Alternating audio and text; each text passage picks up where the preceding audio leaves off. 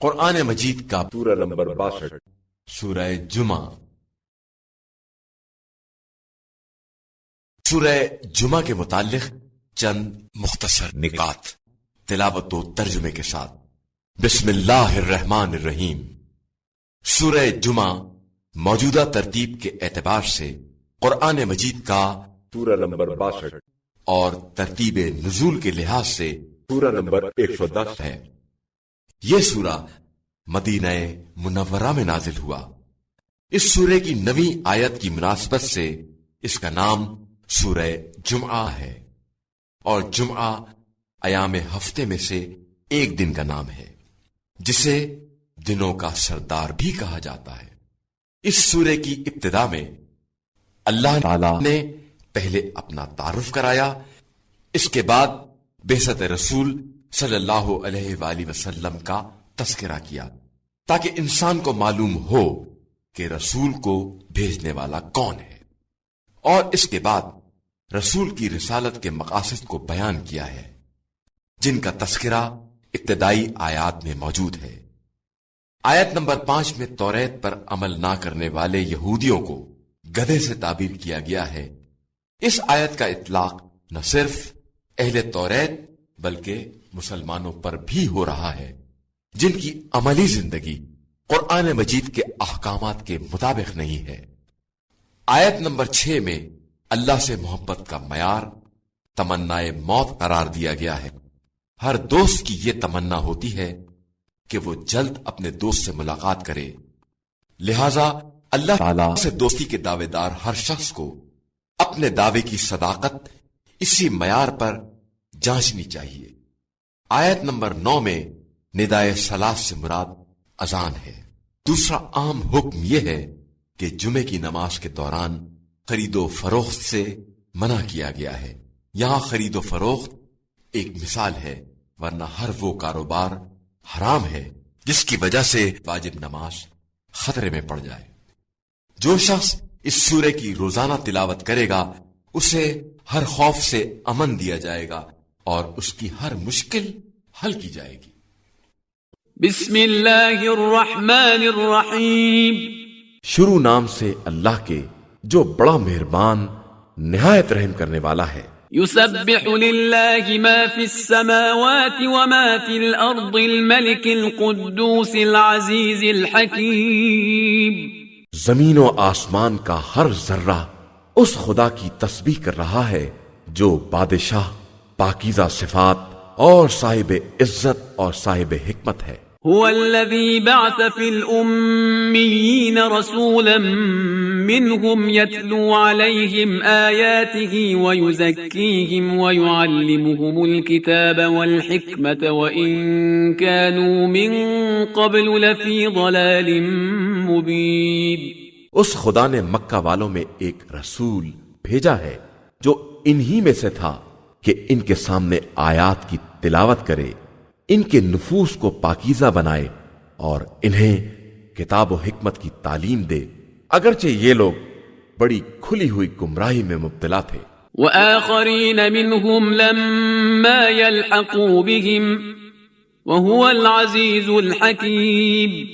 اور ان میں سے ان لوگوں کی طرف بھی جو ابھی ان سے ملحق نہیں ہوئے ہیں، اور وہ صاحب عزت بھی ہے اور صاحب حکمت بھی۔ ذلك فضل الله يؤتيه من يشاء والله ذو الفضل العظيم۔ یہ ایک فضل خدا ہے، وہ جسے چاہتا ہے عطا کر دیتا ہے، اور وہ بڑے عظیم فضل کا مالک ہے۔ مثل الذين حملوا التوراة ثم لم يحملوها كمثل الحمار يحمل أسفارا بئس مثل القوم الذين كذبوا بآيات الله والله لا يهدي القوم الظالمين۔ ان لوگوں کی مثال جن پر توریت کا بار رکھا گیا اور وہ اسے اٹھا نہ سکے، اس گدھے کی مثال ہے جو کتابوں کا بوجھ اٹھائے ہوئے ہو۔ یہ بدترین مثال ان لوگوں کی ہے جنہوں نے آیات الہی کی تکذیب کی ہے، اور خدا کسی ظالم قوم کی ہدایت نہیں کرتا ہے۔ قل يا أيها الذين هادوا إن زعمتم أنكم أولياء لله من دون الناس فتمنوا الموت إن كنتم صادقين. آپ صلی اللہ علیہ وآلہ وسلم کہہ دیجئے کہ یہودیوں، اگر تمہارا خیال یہ ہے کہ تمام انسانوں میں تم ہی اللہ کے دوست ہو، تو اگر اپنے دعوے میں سچے ہو تو موت کی تمنا کرو. ولا يتمنونه أبدا بما قدمت أيديهم والله عليم بالظالمين. اور یہ ہرگز موت کی تمنا نہیں کریں گے کہ ان کے ہاتھوں نے پہلے بہت کچھ کر رکھا ہے، اور اللہ ظالمین کے حالات کو خوب جانتا ہے. قل إن الموت الذي تفرون منه فإنه ملاقيكم ثم تردون إلى عالم الغيب والشهادة فينبئكم بما كنتم تعملون. آپ صلی اللہ علیہ وآلہ وسلم کہہ دیجئے کہ تم جس موت سے فرار کر رہے ہو وہ خود تم سے ملاقات کرنے والی ہے، اس کے بعد تم اس کی بارگاہ میں پلٹائے جاؤ گے جو حاضر و غائب سب کا جاننے والا ہے، اور وہ تمہیں باخبر کرے گا کہ تم دار دنیا میں کیا کر رہے تھے. يا أيها الذين آمنوا إذا نودي للصلاة من يوم الجمعة فاسعوا إلى ذكر الله وذروا البيع ذلكم خير لكم إن كنتم تعلمون.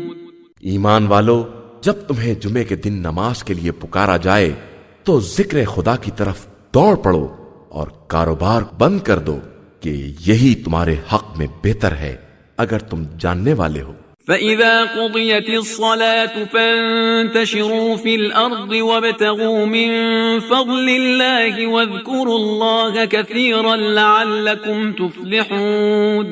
پھر جب نماز تمام ہو جائے تو زمین میں منتشر ہو جاؤ اور فضل خدا کو تلاش کرو اور خدا کو بہت یاد کرو کہ شاید اسی طرح تمہیں نجات حاصل ہو جائے. وَإِذَا رَأَوْا تِجَارَةً أَوْ لَهْوًا انفَضُّوا إِلَيْهَا وَتَرَكُوكَ قَائِمًا قُلْ مَا عِندَ اللَّهِ خَيْرٌ مِّنَ اللَّهْوِ وَمِنَ التِّجَارَةِ وَاللَّهُ خَيْرُ الرَّازِقِينَ. اور اے پیغمبر صلی اللہ علیہ وآلہ وسلم، یہ لوگ جب تجارت یا لہو و لعب کو دیکھتے ہیں تو اس کی طرف دوڑ پڑتے ہیں، اور آپ صلی اللہ علیہ وآلہ وسلم کو تنہا کھڑا چھوڑ دیتے ہیں. آپ صلی اللہ علیہ وآلہ وسلم ان سے کہہ دیجئے کہ خدا کے پاس جو کچھ بھی ہے وہ اس کھیل اور تجارت سے بہرحال بہتر ہے، اور وہ بہترین رزق دینے والا ہے.